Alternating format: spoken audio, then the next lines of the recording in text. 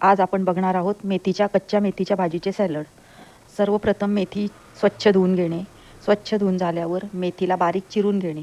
जर का आपण मेथी बारीक चिरून जर घेतली नाही तर सॅलड करताना खाताना आपल्याला ती दातामध्ये अडकण्याची शक्यता असते, म्हणून बारीक चिरल्याने ती खाण्यास सोपी पडते।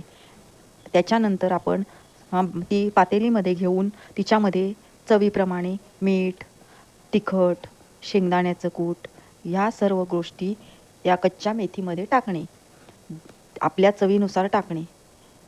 त्याच्यानंतर आपण हिंगाचा तडका तयार करणे।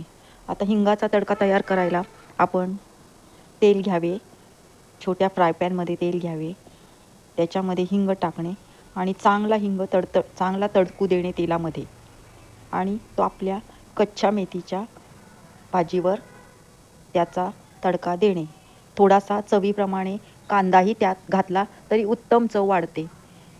कांदा हा आवडीप्रमाणे घालावा, आवडत असल्यास घातला तरी चालेल, नाही घातला तरी चालेल, पण कांद्यामुळे त्याची चव अतिशय उत्तम लागते।